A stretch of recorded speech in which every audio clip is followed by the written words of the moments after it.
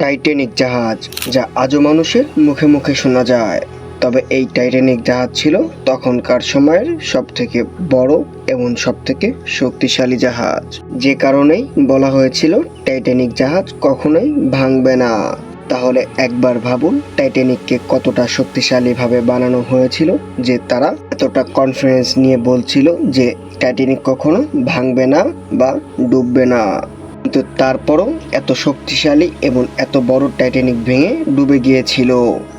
কিভাবে ভাঙলো এবং কিভাবে কি হলো, আর তার বিস্তারিত বলবো আমরা। টাইটানিক জাহাজ 1911 সালে নির্মাণ করা হয়। তবে টাইটানিককে 1911 সালের 31 মে প্রথম সমুদ্রে ভাসানো হয় এবং 1912 সালের 10 এপ্রিল এর যাত্রা শুরু হয়। টাইটানিক জাহাজটি তার সময়ের সবথেকে বিখ্যাত এবং বিলাসবহুল জাহাজ ছিল। তবে টাইটানিকের রাজত্ব বেশি দিন পর্যন্ত টিকেনি। 14 এপ্রিল রাতে আটলান্টিক মহাসাগরে একটি বরফের চাইয়ের সাথে ধাক্কা লেগে জাহাজটি ডুবে যায়।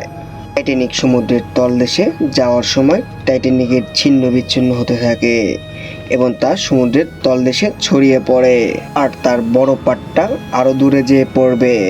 যেদিন টাইটানিক ডুববে ওই দিন সাউথের অভিমুখে স্রোত ছিল। এর অর্থ টাইটানিকের বড় অংশ সাউথের দিকে যেতে থাকে।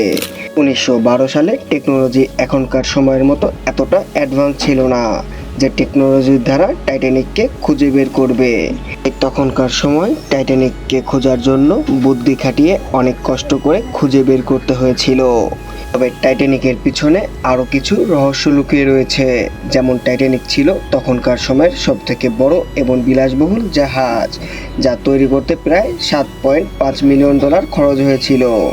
তবে বর্তমান সময়ে $400 মিলিয়ন সমান খরচ হতে পারে। আপনি একবার ভাবুন, এত টাকা খরচ করে বানানো হয়েছিল টাইটানিক জাহাজ, তাও বেশি দিন টিকেনি। টাইটানিক ডুবার কিছুদিন আগেও এক সংবাদ মাধ্যমে বলা হয়েছিল টাইটানিক কখনো ডুববে না, আর এর নির্মাণ প্রকৌশল অনেক উন্নত, যা এত সহজে টাইটানিককে ডুবাতে পারবে না।